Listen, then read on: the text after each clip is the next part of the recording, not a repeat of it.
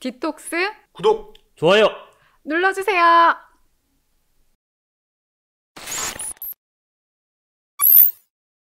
네, 역삼동 디지털 유목민들이 모여서 4차 산업혁명과 디지털 경제를 이야기합니다. 디톡스 시작하겠습니다. 오늘도 역시 김태원 박사 나오셨고요. 그 다음에 안다 다 안다. 너 뭐냐 이름이? 네, 그냥 안다 박사 내주십시오. 네, 양찬성 프로 나왔습니다. 오늘은 우리 되게 그냥 친숙한 얘기인데 페이스북 얘기 좀 할게요. 페이스북이 우리와 또 친숙한 단어죠. 세금을 한국에 세금을 내기 시작한다 라는 얘기가 나왔어요. 네, 일단 좋은 거네요. 글쎄 좋은 건지 아닌지는 저도 잘 모르겠어요. 이게 좋다 나쁘다는 잘 모르겠고, 어쨌든 웃긴 게 그럼 지금까지 세금을 안 냈던 거야? 맞아. 라는 약간 웃긴 상황이 발생을 해요. 그렇잖아요. 네. 이제 작년 연말에 갑자기 우리 한국 정부에다 세금 내겠다. 그러면 사람들이 세금 내나 보다 했다가 갑자기 싹 돌아서서 지금까지 안 냈단 버는 돈이 얼만데. 걔네가 버는 돈이 얼만데. 페이스북 코리아 사무실 가보면 네. 장난 아닌데. 네. 얘네 한국에 세금을 안 냈다는 거야? 이런 생각이 번뜩 들죠. 네. 어떻게 된 거예요? 양프로는 알 것 같아. 네, 이제 세금 간단하게 말씀드리자면은 흔히 말해서 토지, 공장, 노동자가 있는 데서는 본사에서 아니면 공장이 있는 데서 이제 법인세를 내면 되는데 좀 전에 말한 페이스북뿐만 아니라 구글, 네, IT, 넷플릭스 IT 이런 데는 네네. 본사는 있다고 치고 하면 공장이나 실제 사업장은 어디가 될까요? 그치, 영업장이 온라인이잖아요. 네, 없게 되는 셈이잖아요. 그렇다고 서버 있는 데를 그거를 물질적인 공장으로 하기에는 그냥 물건만 들어있고 에어컨 빵빵 틀어지는 데를 할 수가 없으니까. 그쵸. 거기서 이제 비는 틈새를 이용해서 페이스북 코리아나 구글 코리아가 한국에서 이제 아주 큰 매출을 발생하고 있는데 법인이 이제 한국에 없으니까 그 법인세를 안 내고 이런 식으로 도망을 갈 수 있었던 거죠. 우리가 애플에서 아이폰으로 뭔가 결제를 한다 하면 저는 제일 처음에 결제했을 때 깜짝 놀란 게 룩셈부르크에서 72달러 결제 이렇게 와가지고 룩셈부르크? 네, 이게 뭐야, 왜 룩셈부르크? 룩셈부르크는 사실은 실제로 있는 나라긴 한데 우리는 크라잉넛 노래에서만 들어봤을 뿐이야. 크라잉넛 노래? 룩셈부르크 아니면 블루마블에 룩셈부르크 있었나 뭐지 하면서 했는데 제일 처음 했을 때 그걸 모르는 상태에서 깜짝 놀라서 이게 뭐지 했는데 확인을 해보니 이제 룩셈부르크에 이제 일종의 본사 같은 게 둬서 왜 룩셈부르크냐? 이제 세금이 낮으니까. 조세 피난처. 네. 그래서 찾아보면 룩셈부르크, 아일랜드, 그다음에 그나마 여기는 이름이라 들어봤지. 근데 찾아보면은 남태평양 어디에 모르는 제도. 무슨 제도 어딘지도 몰라요 여기는. 거기 만나서 물어보면 가봤어요?라고 물어보면 아니요 저도 처음 한 번도 안 가봤네. 가볼 계획 있어. 본사는 거기 있는데 그럼 가본 적이 없어. 인터넷으로 다 신청이 된대요. 참 편하죠. 액티브엑스가 없는 나라인가 봐요. 네.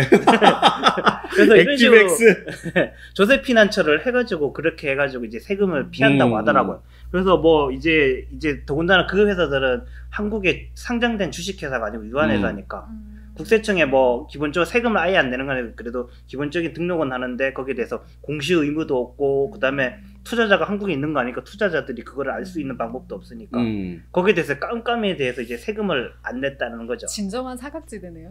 지금 우리가 페이스북 이제 과세 얘기를 한 거잖아요. 그러면은 페이스북은 사실 우리나라에서 페이스북이 매출을 우리나라에서 어떻게 일으키지? 결국은 광고죠. 광고. 네, 거의 페이스북 광고 총액이 수백억 원에 달한다면서요. 그쵸. 내야 되는 게. 이게 또 보면 우리나라에서 그냥 포털 광고보다 페이스북 광고 되게 쉽거든요.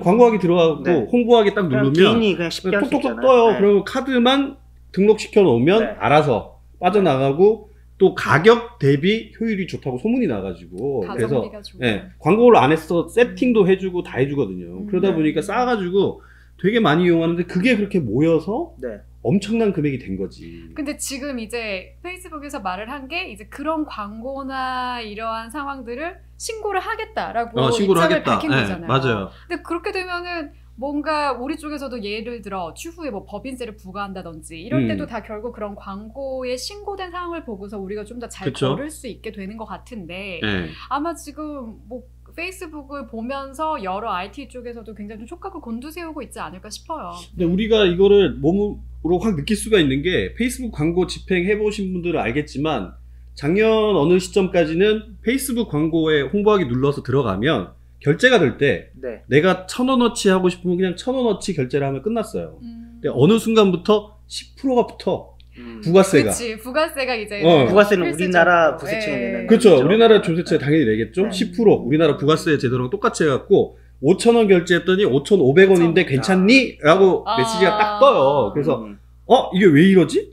생각해보니까 그전에는 우리도 돈을 안 냈던 거지. 부가세를 안 냈던 거죠. 그렇죠. 아예 결제하는 순간부터 넘어가 버리니까. 우리는 뭘 해도 부가세 별도, 아니면 우리가 영수증을 끊어도 그 안에 부가세가 얼마다라고 그렇죠. 이렇게 나눠서 이게 나오잖아요. 네. 근데 생각해보니까 그전에 그게 없었어. 그러니까 이제 과세가 되는구나를 직접 이제 우리가 체험을 할 수 있는 거죠. 네. 이제 페이스북도 내야 되고 우리도 같이 또 내야 되고. 입장이 되는 거죠. 그러니까 은근히 나는 페이스북에서 내 것도 내주나?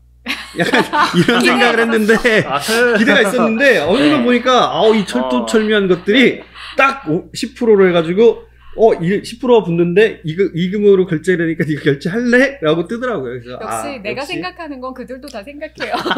내가 생각 못하는 것까지 다 하겠지.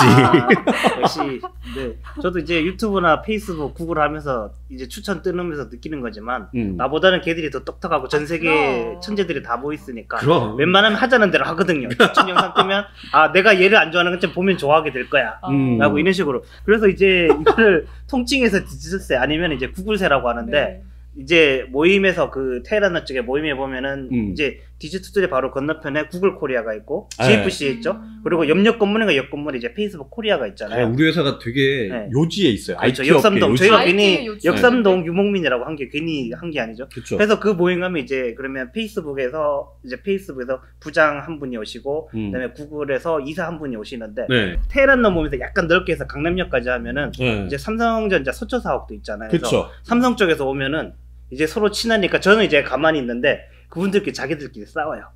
이제 해외 기업에 해가지고 억대 연봉 받으면서 왜 세금을 안 내냐. 그래서 우리도 내고 싶은데 이거는 법적으로 깨끗한 거다. 클리어한 거다. 본사에 변호사가 막 수백 명이 있는데 거기 삼성전자 사람은 없죠.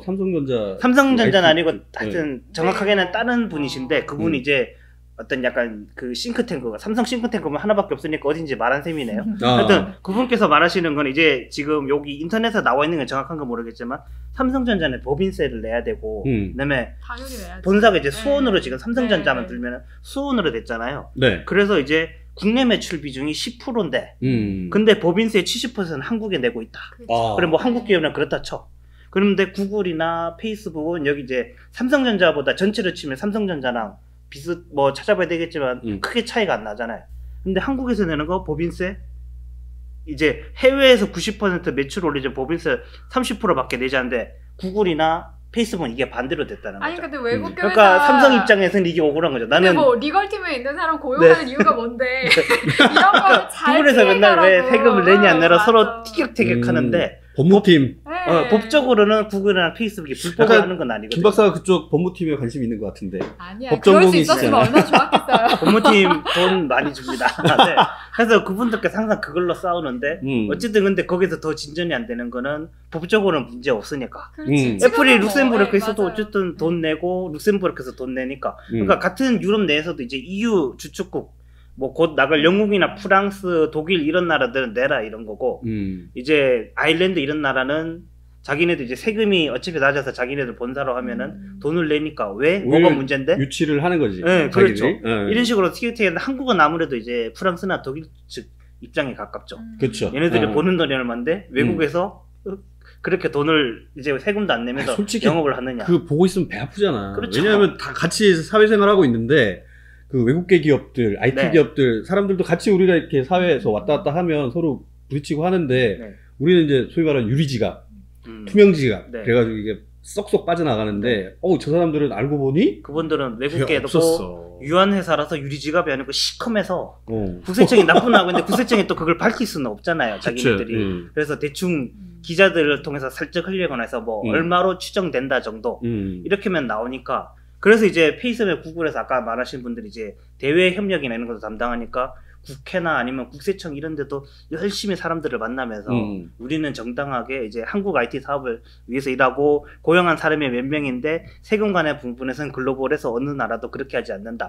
뭐 이런 논리로 하면서 우리가 계속 한국에 좋은 인력들을 채용을 하고 있고 한국 IT를 막 이런 식으로 얘기를 합법적인 로비 활동을 얘기를 하고 거죠. 싱가포르 본사 가서는 세금 안 내도 된답니다. 싱가포르 보면서 본사에서 해외도 자주 나가세요 그분들이. 맞아. 뭐 유튜브나 뭐 구글이나 어쩌고 해가지고 얘기를 했는데 좀 더 가깝게 우리 쪽으로 들어와서 보면 우리가 항상 배 아파하는 네. 고소득 올리는 유튜버들이나 네. 아니면은 그 아프리카 TV 아프리카 TV. 이쪽에 이제 네. 그 별풍선 많이 받고 하면 네. 그건 과세가 돼요. 그러게 이제 과세가 되죠. 과세 되죠. 일단 아프리카 TV는 너무 명확한 게 국내 기업이고 국내사 그렇지. 그거는 한국 사람이 뭐 그다음에 법인은 별풍선 이제 결제할 네. 때부터 이미 매출에 싹 다 잡히니까 그치. 그거는 고민할 필요 없이 뭐 따로 받는 거는 모르겠지만 이제 결제하는 것도 뭐 별풍선깡 저희가 한번 다룬 적이 있었지만 그렇죠. 어쨌든 합법적인 선에서는 모두 다 세수가 잡히고 누가 얼마한테 이렇게 원청지수되고 또 아프리카 TV에 계약 관계에 있잖아요. 맞아. 그러니까 이거는 과세가 되니까 뭐 그 부분은 걱정할 필요가 없고요. 유튜버들은 이제 뭐 구글 애저 등록을 해서 뭐 이제 등록해서 하면은 뭐 한 달 정도 지나면 해서 이제 금액이 얼마 이상 되면 이제 구글 체크라고 하는 수표 형태로 이렇게 오잖아요. 그래서 이제 소액 같은 게 사실 해외에서 이제 이게 등기우편처럼 날라오니까 확인할 방법은 없고 개인이 신고해야 되는데 사실 그래서 이제 작은 금액 같은 경우는 잡기도 힘들고 본인도 어떻게 신고해야 되는지 한 번도 해본 적이 없으니까 그렇죠. 이런 건 사실상 뭐 이런저런 이유로 그냥 서로 서로 알고도 그냥 넘어가는 수준인데 이제 최근에 유튜버들이 한때 이제 보람 TV 광고액이 한때 MBC와 1년 MBC가 맞먹는다는 MBC 세노조 측에 그런 얘기가 있었잖아요. MBC 네. 어떻게? 그래서 갑자기 뜻하지 않게 MBC 디스가 됐는데 뭐 공중파 전체가 힘든 상황이니까 이제 그런 고액소득자 같은 경우에는 MCN 계약을 하면은 회사와 계약을 해야 되니까 그 계약 조건 안에 세금이 당연히 넘어가는 거고 근데 끝까지 개인이 버틴다고 하면은 과거에 이제 버틴다고 하면 사실 추적할 방법이었는데